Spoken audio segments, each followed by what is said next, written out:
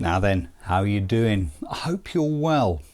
You may have noticed I haven't been posting much recently. Well, that's because I've been up to my neck in art shows, all of which require a great deal of preparation, travelling and creative energy. And I've also been putting the finishing touches to my new studio, which is where you see me now. The good news is that's finished and I'm back in business. Well, my plan is to try posting a little more regularly. I'm calling this my YouTube sketchbook, where I'll be reviving my watercolour tips feature, occasionally turning to a fresh page on an actual sketchbook and doodling for you, or just sharing a few painting and drawing ideas. Well, you'll be pleased to know that a new watercolour basics is in the works and will be along soon, and I will still be posting videos in my art travel series. By the way, I do get some folks asking me to slow the time lapses down because they're struggling to paint along with them. But here's the thing, they're not tutorials, they are samples of much longer videos you can access via the various membership options I have available. Check the description for details of those. So, the sketchbook idea works like this. I sketch you a subject and use it to pick out a couple of techniques or tips in a handy bite-sized video. If you have any particular subjects or techniques you'd like me to include, please do leave a note in the comments below. I do read them all, even if I don't reply to everyone. Oh, and I've been working on a new intro.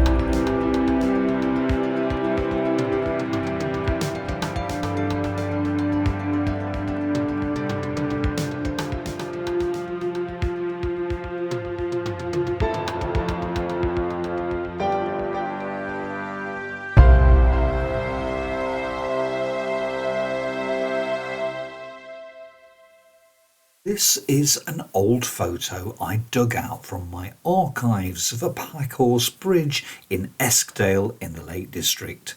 It's typical landscape for this part of the world, and little stone bridges like this are just begging to be painted. Well, I'm going to start by drawing the scene out in pencil. I like to use a 2B for this. In fact, I like to use a 2B for pretty much everything I do. I find it to be the optimum grade for most jobs. Once I'm happy with my drawing, I need to mix up a neutral grey for the stonework. My go-to combination for this is French ultramarine and burnt umber.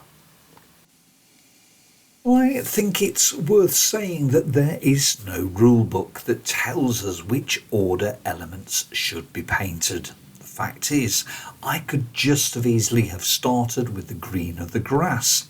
On this occasion though, I feel I want to establish the bridge early on.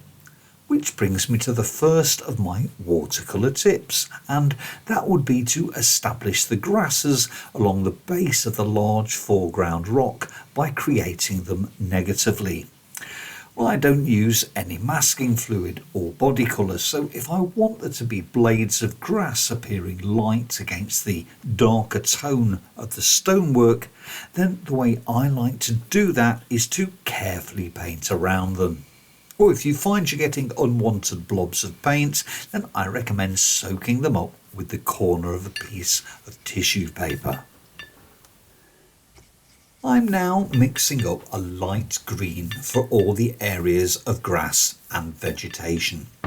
Well, my initial go-to combination for all basic greens is cadmium yellow and Prussian blue. Well, once I have my basic green, I can then alter it by adding extra Prussian blue or French ultramarine to cool it down or darken it, or by dropping in some burnt umber to reduce its vibrancy and make it look more like an olive green.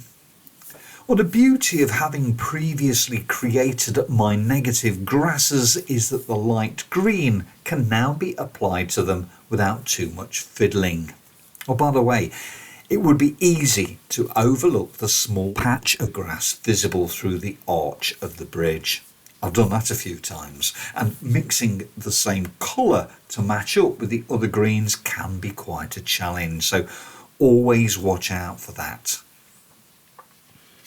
Well, not every landscape painting has to have a visible sky. Here the background hill recedes away from us, so to emphasise that I've graduated it by softening it off. In fact, my second tip is to always be on the lookout for variation and graduation. Not only does it help to reinforce the illusion of space and depth, but it also helps to keep things visually interesting. Well, as you can see, I've dropped a small amount of extra Prussian blue into the mix just to create a few of those variations while the wash is still damp. Well, this is as good a point as any to return to the stonework and start building it up a little. For this, I've gone back to my earlier grey mix and added extra pigment to it just to intensify it slightly. Well, that's French ultramarine and burnt umber, but also with a small amount of alizarin crimson added for subtle warmth. In watercolour, we work from light to dark, so this same mix of colours will undergo several minor changes as I progress through the painting. With each modification, it gets a little bit darker. And as you can see, I'm now onto my third layer of the bridge as I paint the darker tone under its archway. And this is where my third tip comes in. I recommend always making archways of bridges a little bit darker at the top and graduating them down to a slightly lighter tone nearer the bottom. The reason for this is because light bounces off other surfaces. In this case, you'll always get some degree of light reflected upwards from the water below, back up onto the inner curved wall of the arch. Increasing its intensity at its highest point helps to emphasize its shape, but it also adds a little extra impact to it.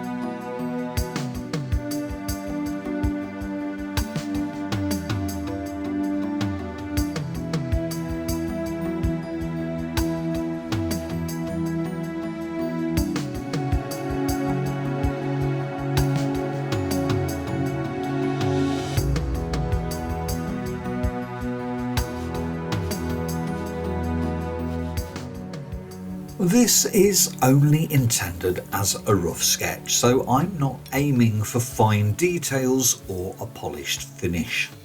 For instance, I'm applying burnt umber to the track crossing the bridge, and I'll extend it in a moment to show it disappearing behind the walls on the opposite bank. I'm also going to drop some of the burnt umber into the stonework and rocks because I rather like the warmth it brings to the composition. Well, ordinarily I would work towards adding extra textures and fine details to it, but for now I'm satisfied with how it looks. There are a few other things I want to add to this scene, just to take it to a satisfactory conclusion. The first of these is to mix up a blue-grey from French ultramarine and burnt umber to add a few shadows. Well, primarily, as you can see, I'm applying these to the background hill to rough it up a bit, to emphasise its sloping contours and add a few undulations here and there. As always, I like to soften these off with a damp brush so that they blend into their surroundings and look integral to it. Leaving too many hard edges can start to look unrealistic, unnatural. Well, the same blue-grey colour enables me to sculpt the sides of the stream a bit, give it more three-dimensionality and add more visual interest. I think it's worth mentioning that in watercolour, tone is relative. Well, by that I mean that if you want something to look particularly light and bright within your composition, then we achieve that by placing it next to something particularly dark. Well, I'm reasonably happy with my bridge, but the archway still needs extra oomph. And to fix that, I'm applying yet a further layer of the dark tone and graduating it accordingly. One knock-on effect of that, by the way, is that it also enables me to loosely suggest a few stone textures while I'm doing it. And finally, I'm going to add a smattering of the darker tones throughout the scene, just to fill out those contours and add a few extra accents. And then I think I'll be done.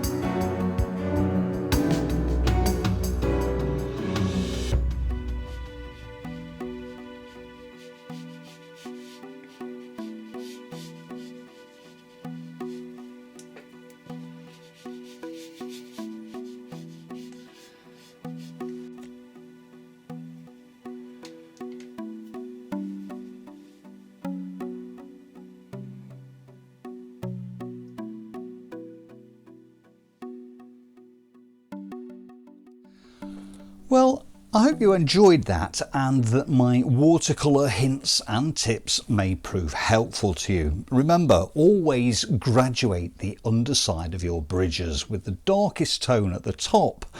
Try establishing grass with a negative painting technique, and finally, graduation and variation not only helps to emphasise space and depth, but it also helps to keep things visually interesting. And that's it from me for now. Don't forget to like and subscribe. In the meantime, take care and I'll see you next time.